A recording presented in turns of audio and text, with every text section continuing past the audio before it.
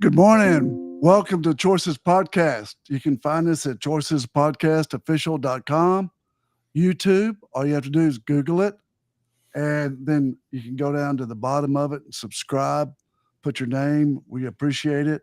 The more subscribers we have, the more streaming we can do, and we're growing every week. Today's show, we're going to have a ball with David Dchner, my dear friend and brother, and we're going to do the topic is, what is discovery? We have a discovery coming up in Austin, September 12th, and we want to fill the room. So we're going to talk about that. In the meantime, y'all all know Carcass John. Say good morning to Carcass. Good morning, everyone. All you have to do, Brett, to fill that room up is tell them to come down and help you with the sound. Oh, dude. That's how you got me down there. That's awesome. Hey, Carcass, come help me with the sound. This will be great. Okay. Oh, yeah, sit over there by that person. Yeah, get to know him. It was actually pretty cool. Good. So what song you got this week? Well, I mean, there's a bunch of, you and I both know there's so much music out there. It's ridiculous. I did a podcast with a good friend of mine named Brandon Baddock, who's a comedian by trade, but has a podcast called Disturbing the Priest. And we did a tribute to Ozzy Osbourne. And like him or love him, I know he was not always on his best behavior, but he influenced a lot of people. And he and his bandmates were kind of the pinnacle of that new sound of music. But anyway, it's hard to find stuff that's relevant because it's also it's mostly blather and nebulous stuff nowadays. But I dug back to 1973. This is Chicago it's called Feeling Stronger Every Day. Oh, yeah. And it's very simple. It's just it says, I do believe in you, and I know you believe in me. Oh, yeah. And now we realize love not's all it's supposed to be. Knowing that you would have wanted it this way, I do believe I'm feeling stronger every day. And it just goes on to say that you have to make an effort and you have to try. And basically, love don't pay the rent. But when you build on something, then it becomes stronger every day. And I think that's part of this discovery program, is giving people the tools to figure out that love's important, but love's not enough. You got to build on that and not only love yourself, but love others equally.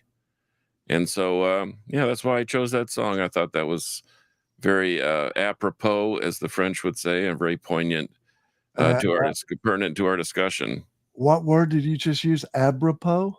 Apropos. Oh, my gosh. Yeah. Hey, I'm trying to expand my horizons. We asked my friend David Dchner to come back on the show, and Brenda's right behind him, making sure he doesn't screw up the technology like I always do. And that we are united with Bob and Australia Posey. We've all talked. We've all what we call lived the training, put any difference we ever had aside. And we are all united in helping Austin grow to the numbers that it deserves to be. So with that being said, and he is the definition of greatness, I'd like to introduce y'all to David Dchner again. We call him Dash. Hey, hello, everybody. It's great to be here. Thanks for including me on this podcast, Brett. Yeah, you bet. It's called Choices. It's all about choices. Brett made a choice. It's a good one. Yeah, Dash is awesome, man. Dash, I saw Dash, would you send your email to me and your signature line has you with the hat on? Oh yeah. Dude, that's cool. Yeah. Thanks, man. That's part of my genre down there and all the work that I do. Absolutely. Yeah, it's got to have your genre. So look, so I know that when Fred and I were guiding the training, we always had a hard time telling everybody what discovery is. You know, that was the hard part because it's so, I think it's almost magical in the growth that we get out of people. Yep. So what would you like to tell our audience as far as discovery? What is it, and who could benefit from it? Well, yeah, well, it's definitely an experiential, interactive, deeply interactive conference, if you will, seminar training. And rooms usually about 30 or 40 people or so. And you work together in a large group and small groups, and also what we call dyads, one-on-one. And you're given a series of exercises, which one builds on the next exercise. And the whole purpose of first segment of the training is discovering what's not working for you and what are you up against? What's keeping you from having the life that you really want to live? What's causing all those bad habits that you have in your life with drugs or alcohol or anger or guilt or fear, but things that have been haunting you for years? And you go in the room and you do a lot of hard work, to be honest with you, hard work, and you learn from each other and you experience from each other and you discover, with the really greatness that you have inside of you.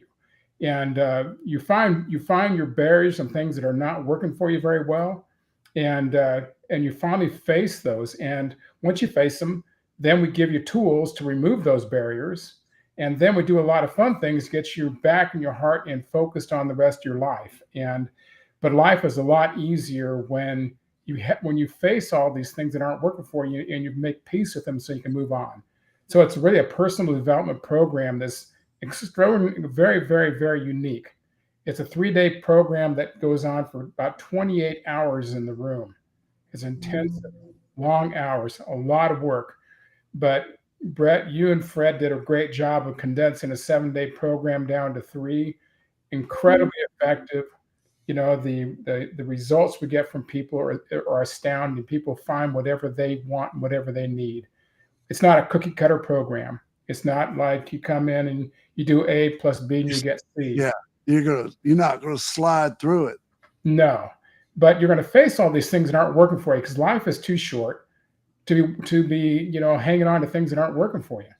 And you get so much relief and freedom. You can put a lot of energy into things that aren't working for you just to kind of hold on to them. But what would life be like if you weren't spending all that energy on things that aren't working for you? You could put them back into things that are the directions that you really want to go. So the first segment of the program is really dealing with all those things.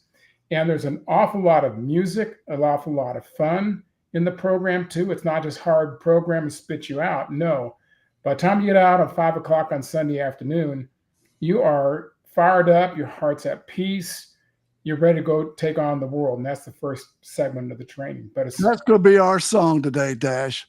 Yeah. Carcass picked that Chicago song, which is a little soft. It's soft. Yeah. Carcass.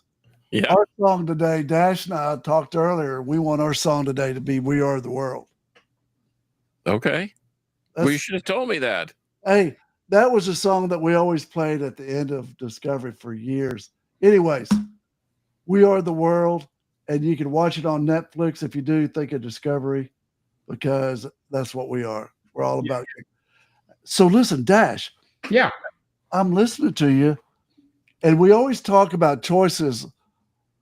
It's so hard to tell people to look back when they're rowing down the river of life, right? You always tell them, well, look, you got to look forward. You can't look back. Right. So you're saying, hey, we might have to look back for a while, look in your past. Yes, exactly. You have to kind of deal with those things that aren't working for you. You don't know how to get rid of them. Carcass, there's no shortcut. None. No, and in fact, the one thing I will say, if I can interject, just having experienced it, there is everybody has to be a winner, and that's the way it's treated. It's not like, well, if we can just touch one life. No, they want to touch every life in that room in one form or fashion. And sometimes, I will be honest, most people don't learn from their mistakes. And so you've got to look back and say, what am I doing right and what am I doing wrong? And then come to a clear understanding so you can eradicate what's not being done correctly. So, Some people, you know what's amazing to me about that training? Some people, just the simple question of, where was your father when all this was going on? They've never looked at that before.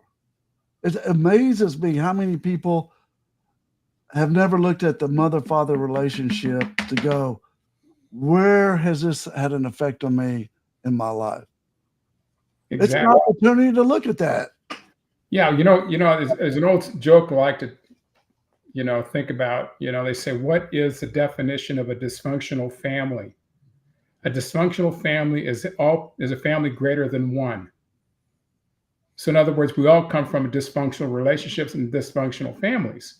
And with that, things happen in your life. You have certain expectations about how they should respond and what they should look like and how life should be.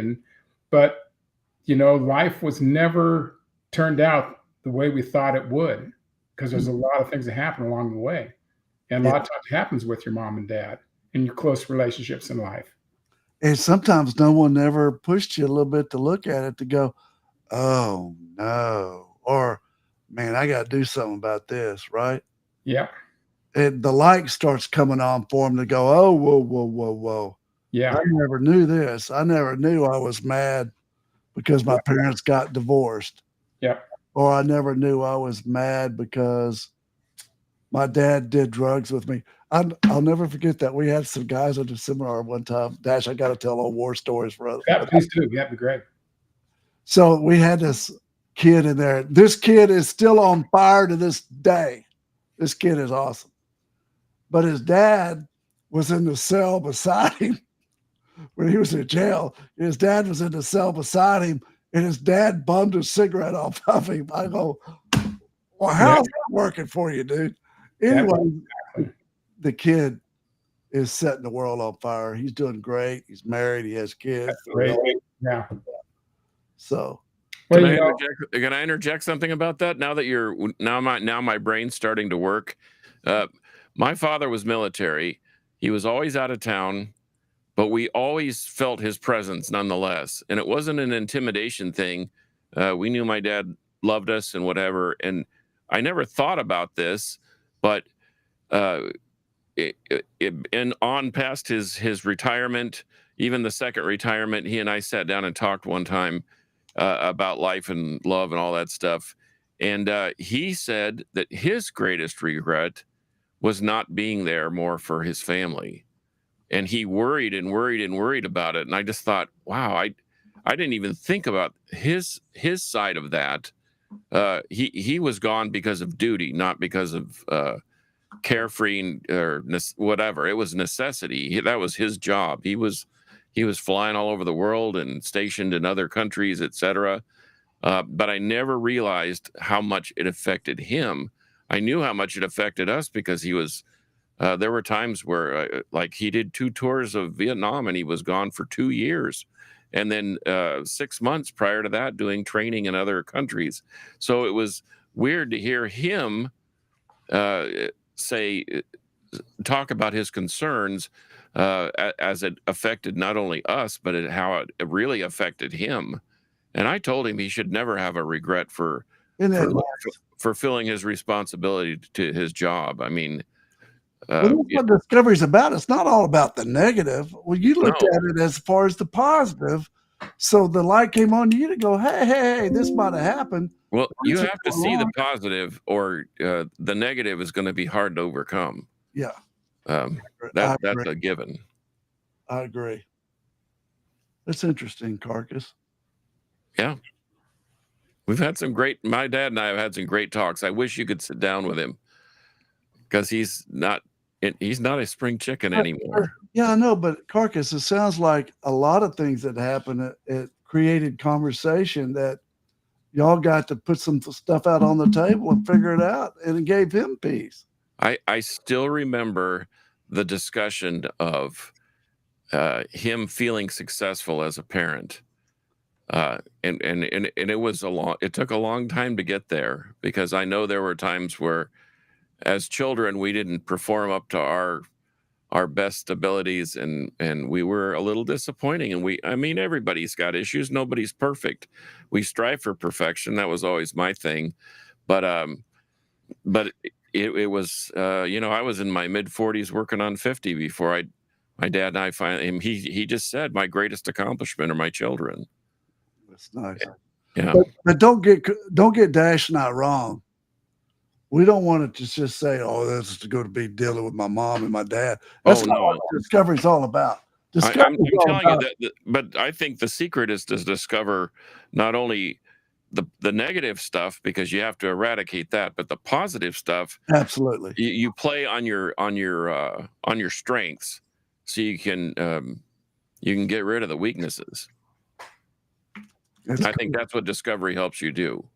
I've watched some amazing things, and I know that Dash and Bob and Australia and Brenda have put a good team together down there in Austin of guys that I've known for 20 years, right, Dash?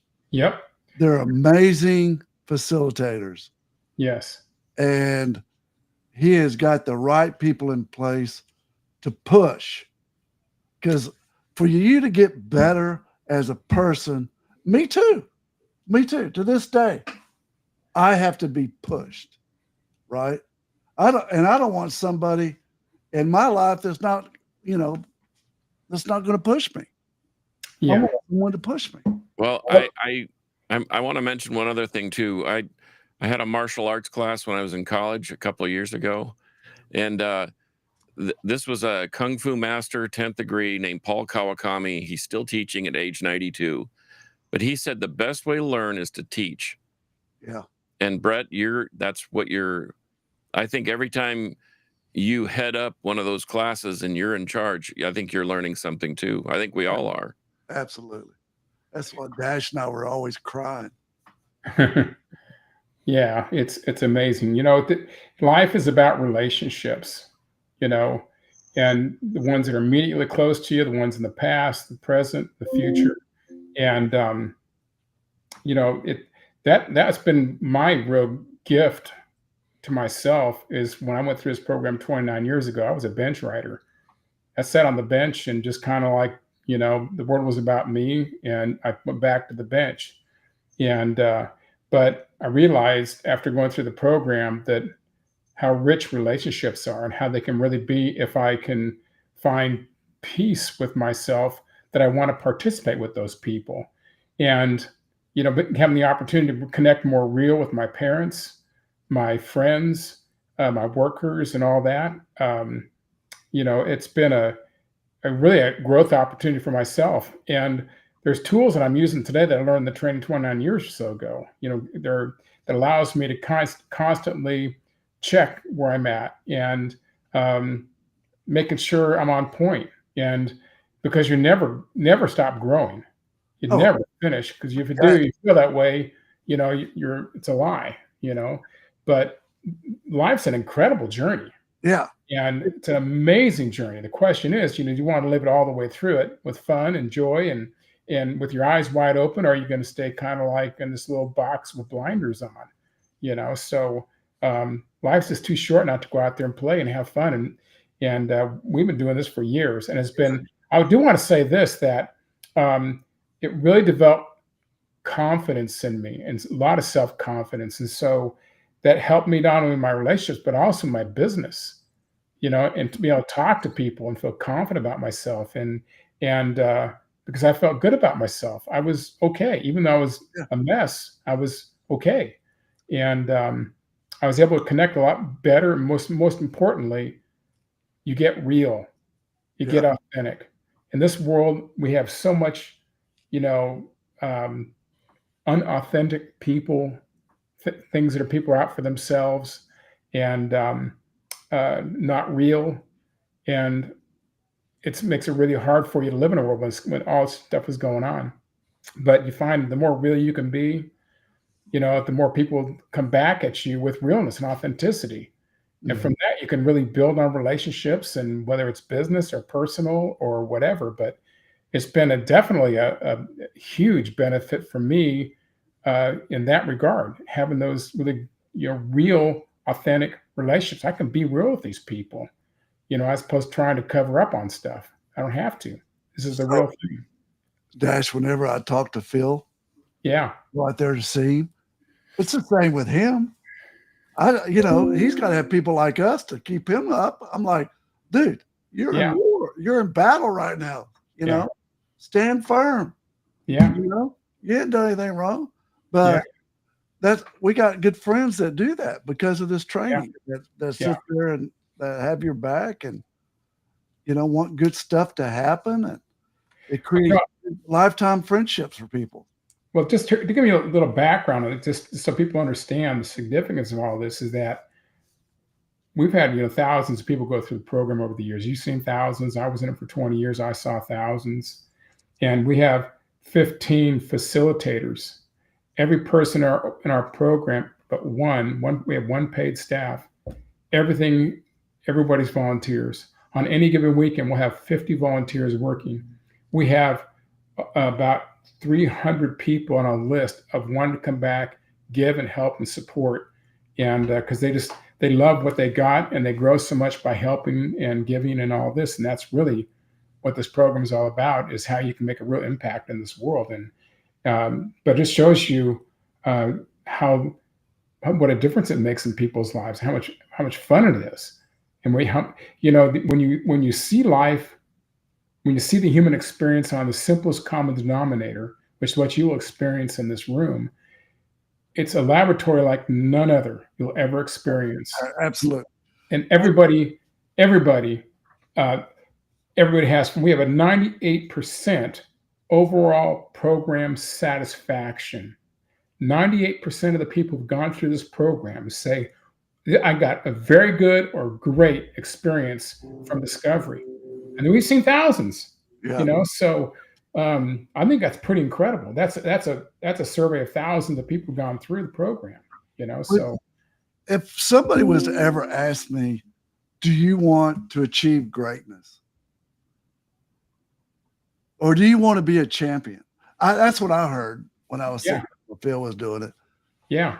I want to be a champion. I thought I had to be in athletics to be a champion. And that's so wrong. Yeah. You know what I mean? Yeah. So wrong. Yep.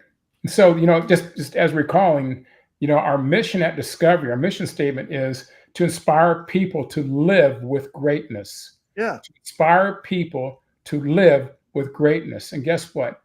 Everybody from every walk of life, from every race, every political background, through every social class has greatness, and it's a matter of discovering that and living it. And life is a remarkable journey when you have a chance to go and experience that. You have the greatness in you. Yeah. I think it's pretty cool. Yeah, me too. Yeah. I think that's cool because greatness, I hear greatness, but I like to add the word kindness too. I like to people be great and kind at the same time. Sure. Exactly. Carcass, look at him. He's taking notes. I am taking notes. I am taking notes. What's it say? What did you just write down? I said this part of this is for personal development. You work in groups. Do you want to be a champion? Of course you do. They say that I coached select league basketball and baseball for a long, long time, and those lessons learned, all those kids went on to do great things, and not all of them went on to play baseball or basketball, but they went on to be Marine officers or college professors or engineers or electricians or even the auto mechanic guys. They went on to do great things because of the principles they learned through athletics. And so to me, they're champions. And because once, like you said, they inspire not only themselves to greatness, but they inspire others to also. They set an example, and you can set a good one or a bad one. Yeah. You know, it's just like having. Are you having? People ask me all the time, "How's your day? You having a good day today?" Of course I am. I choose to have a good day, and you do. You can have a bad day if you really wanted to. Now you may not have the day that you wanted. Maybe there's some obstacles in the way, but I'm telling you right now, you choose whether you're going to have a good day or a bad day. So, but those are learned. Those are learned things. You have to program your brain to like. I'm going to get over this obstacle and have a good day.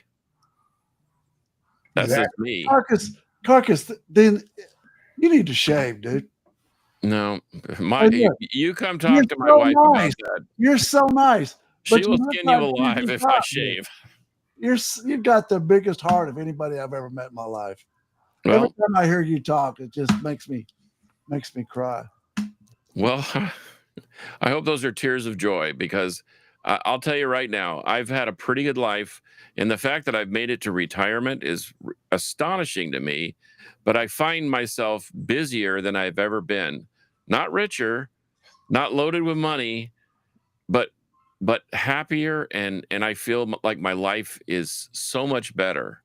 And in fact, and this is not this is not a commentary on where I used to work, but I go back to that place and I hang out with my fellow coworkers from the place where I retired, and it just feels, I feel sorry for them.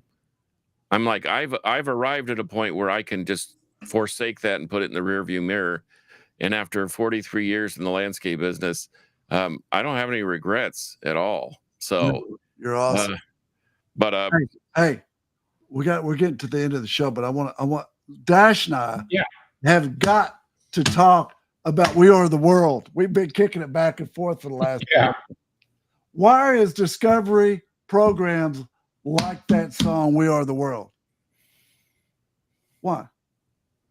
That's basically what we're trying to do and how we want to positively impact the world, with love.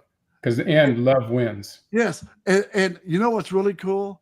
The whole thing about when they wrote that song, it was done in one night. They Yeah. started like at 11 o'clock at night Yeah. and they finished at 7 in the morning. They all came together in LA because they were at a music award deal, but they all had one common goal, was to put a song together that would impact the world. No matter Exactly. what your race is, no matter what your disability is, Yes. no matter what, Yes. you know. Exactly. It's a beautiful song. So You get to hear it. it's Maybe Dash and will play it again sometime. yeah, exactly. So I'm putting a dude into training this month. It is so funny. He was sitting in my office the other day, and I said, "Hey, so tell me what's going on." And he tell me. I said, "So look, have you ever looked at this?" And his old legs started shaking. Dash, yeah. He was fixing to shoot through the chair through the ceiling. He's going to be there. That's great. I was just sitting down with a guy across having coffee. You just met him on LinkedIn. We sat down the first time, started sharing, started talking. What do you do? I do this. I'm founder of a couple of different foundations, and Discover does this and that. And he goes, in 5 minutes, he goes, I'm in. I want to go. So he's going to go. And that's really pretty awesome. We got to hey, for all you youngsters out there whose parents make you listen to Choices, we got to have you involved in Discovery. We got the old crew there together and the old timers are around, but we got to have some young. Listen, I am so tired of the entitlement. We got to have some young guys to step up, to carry the torch into the next generation, to say, we're going to be leaders, we're going to be champions, and we're going to get this crazy world that we're living in running back on track. We need those people at Discovery. Yeah. We need them. We do. Exactly. It would be really great to have the opportunity to have the young people come up here and take control of the world, where they pass the baton down to them, take it and run with it, Yeah. pursue your greatness. Yeah. Yeah. Well, Carcass and I are going to make it down there. We're going to come. Great. I talked to Dog this weekend. Oh, girl, Casey, how's he Dog's doing? daughter got married. Uh-huh. And he just Wow. saw me and he started crying. Yeah, I was like, dude, you haven't changed a bit. I didn't say a word. that's great. I mean, started crying. Yep. That's fantastic. Well, look at your statistics, dude. Take Yeah. a minute and talk about them, Dash. Sure. Absolutely. So the some of the statistics about this program are pretty amazing. I told you one about 98% overall improvement or satisfaction. Mm-hmm. These are people who completed the program said they had 91% level of happiness had increased. 91% said their level of happiness have increased. And 80% of them said, right there. Yeah. So it tells me if I go to this seminar that I'm going to be happy and I got a 91% chance to be happy, I'm all over it. There's 80% of them said their anxiety about life was really decreased substantially. Another 97% said well, they apply what they learned in everyday life. And so they use the tools of the training, to keep them on point, to keep them on board, and making sure they're walking the direction they want to go. 82% of them said that their relationships with their significant other has improved. Like we said, there's a relationship training that, Scott and Stephanie Fitzgerald. Remember those folks, don't you? Oh, yeah. They run that program. They do a fantastic job. I put a couple through this last weekend, and I didn't know what was going on. They said, Dash said what? And I said, this training saved our marriage. I said, I didn't know it was on the rocks, This was a turning point in our lives, and that was pretty awesome. And they said 87% said the relationship with their family has improved. 87%. The relationship with their family has improved with this. And 88% of relationships at work and friends and classmates have improved. We got all the statistics back. We're kind of going, well, these are all so great. People aren't going to believe me that they're all so good, But these are actually, this is the response we've been getting. And the point is, you take a big, deep breath, you step into the room, you sit in a chair, and zoom, you're going to be off in this trip here for about 3 days. It's safe, very safe, safe emotionally in every aspect. People respect you. They empathize with you. They're authentic, and they're very loving people. And that's why this training works so well. That makes me happy. Yeah. So it's really awesome. Well, man, that's awesome. Yep. Well, look, I've enjoyed the show with you again. Yeah. I want to keep promoting Discovery up through your September 12th training. Yep. Because I want us to do what we can to make sure that it lives. Exactly. There's a training September 12th through the 14th. There's one on November 14th through 16th. And then for the last two of this year, and then the next one in January is January 9th through 11th. We're going to get 8 trainings next year. You tell that team they better get ready because it's fixing to be a month-to-month deal again. That's great. It's fun. It's really amazing. And I'd love to interview the young man that's coming through, with that you're sending through and saying, oh yeah, see what he gets and what he feels. It's Alistair's stepson. Wow, that's awesome. Yeah. Allie's all over it. Oh, I got a place to put my people again. Yeah, so he's all happy. Feel the joy, baby. That's great. Well, Alistair came in. You remember Allie Carcass? Yeah, sure do. Did he do a great job on the show? Oh my God, he was awesome. Well, all our guests are good. They are. That's because they don't get to come on the show unless they're good. That's right. All killer, no filler. That's what I say. What'd you say? All killer, no filler. All right, that's gonna be our quote of the day. All killer, no filler. Well, I love you guys. Y'all have a good day. All right, take care. Thank you so good much. to see you again, Dash. Good. Take care, Carcass. See ya. Bye-bye.